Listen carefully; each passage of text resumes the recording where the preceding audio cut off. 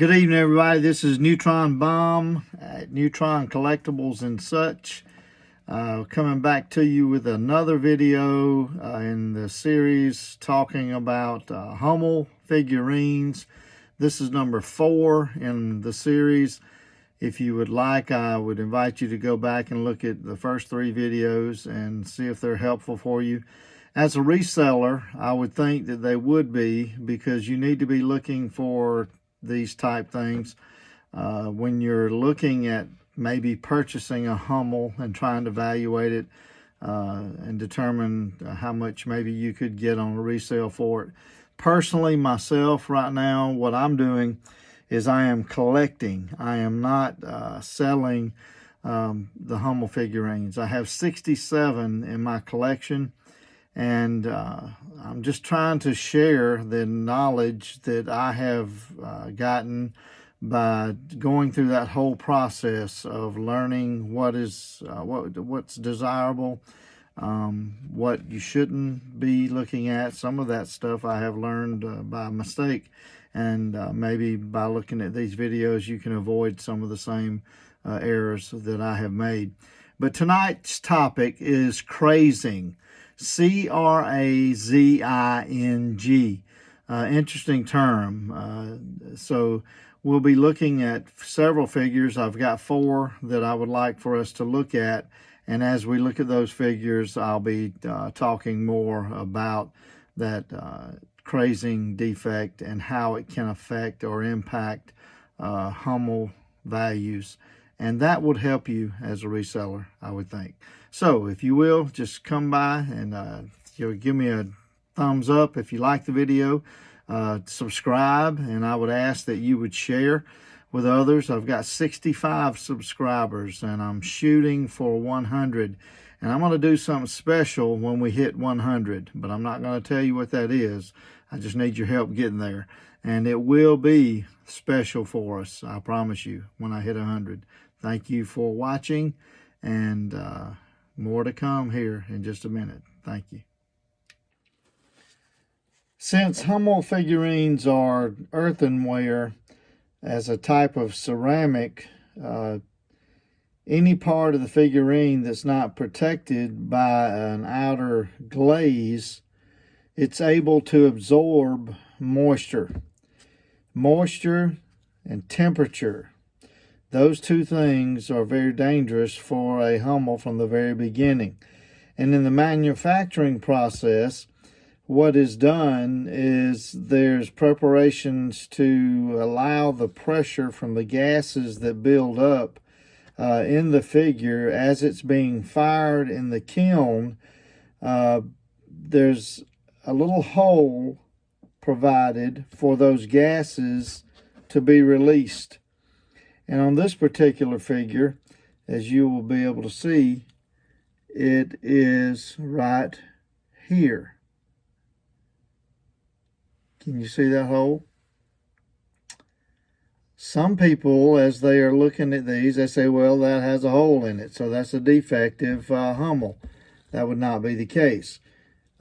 This is by design, and this Hummel is called Singing Lesson.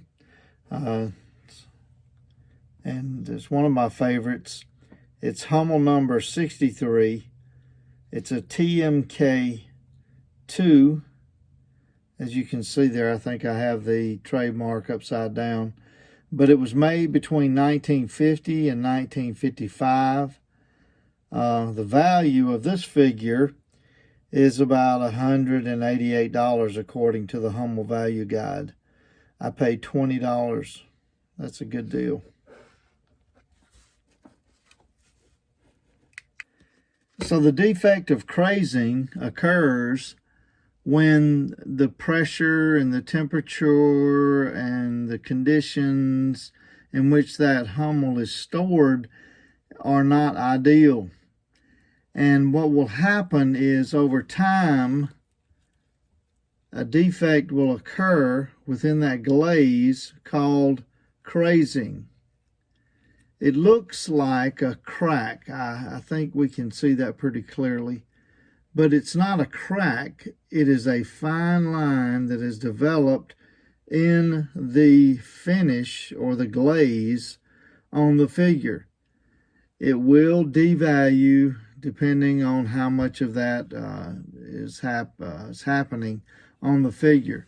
It's very hard to see on this, but on the base here as well, there's a minor bit of crazing occurring. But I do not think that we are going to be looking at a major impact on the value of this figurine. But if you look closely at the lighter colors, that is where your crazing will be more observant. You'll be able to see that more readily, obviously, than you would be able to see on the darker colors or palette. Okay, we look at this figure that is called Little Tutor. It is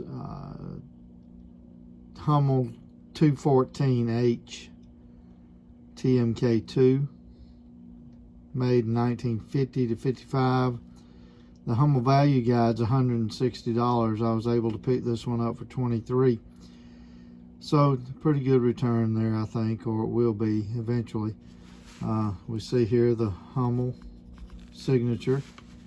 And the defect we're talking about tonight is crazing, and a very slight amount of crazing. I'm going to try to get it into view here so that we can see that defect. But do you see that slight, looks like a crack in the figure? It is not a crack. That is considered to be crazing. Crazing occurs when the figure has too much moisture, too much heat. It hasn't been stored in the proper conditions. And this figure overall is in very good shape. So the vent, if you will, is here. You see the hole there? That hole is not a defect. It is put there on purpose.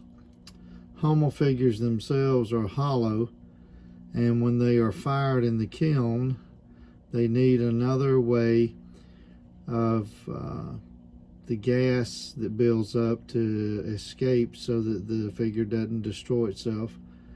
And you can see the crazing here on this black mark of his pouch. It's apparent there, but it's not major. It's a hairline imperfection. Looks like a spider web almost, as some people call it. But overall, this figure is in very good condition. Actually, excellent condition. The third figure we look at tonight gives us a snapshot of how a Hummel is put together, as well as the crazing that comes along with it. On the chest of the goose, there is evidence of some crazing. It's hard for the camera to pick that up, but it is there. This also is a TMK2, okay? It is Hummel figure 195 2/0, and when you look at this figure, it has two pressure release holes in it, and they're on the back side here. There it is on the goose, and then there's another hole there under the rail where the figure is, and this one's called Barnyard Hero. Why two? Well, that's a good question, and the answer to that question is that when a Hummel is put together, the head may be a piece, the body may be a piece, the goose was obviously another piece. All of those are separate pieces, and then they're put together after it's fired the first time, and then the glaze is used to glue, in effect, the figure back together. This one is in excellent condition. I'm proud to have this figure. with it being this date and being as old as it is. The fourth and final figure that we'll look at tonight is called Little Drummer. And the Little Drummer is Hummel number 240 and TMK3, a little younger, made 1960 to 63. It's worth about $138. I paid $15 for it. But as we're looking at it, instead of me pointing out the defect, based on what we've talked about so far tonight, I'm just kind of going to spin the figure around and let you look and see if you can identify any type of crazing on the figure, or when you do see it, I bet you will immediately in your mind say, aha, that's crazing. That's what I see there. Okay? So while you're looking for that, and as I'm scanning, I want us to also be aware of the vent holes, if you will, in the different pieces of the figure. There's one there under the drum, and then there's another one here up under his arm, as you can see there. So what I'm asking you to do is think about what we've talked about. Have you seen any crazing yet? And when you see it, I want you to pat yourself on the back because you have learned it very well. As a matter of fact, we'll go ahead and look at the base, and we can see by the trademark that it's an inscribed B. And some of you immediately say, aha, there's the crazing right there on the base. And you would be correct. Hummel 240. It is the scripted B, West Germany. But hey, these aren't cracks. Again, I'll demonstrate that when you rub over what appears to be a crack, it doesn't have any surface difference in it. There's no gap there. It feels smooth. Otherwise, you would be able to feel the crack. And here's a tip. If you are looking at ceramics or breakables or anything like that, don't look at it with your eyes only. Your eyes will not pick up what your fingers will feel. So you take the figure, you close your eyes, and you rub your hand or your fingers over the figure. And you will find the defects if they are there, I promise.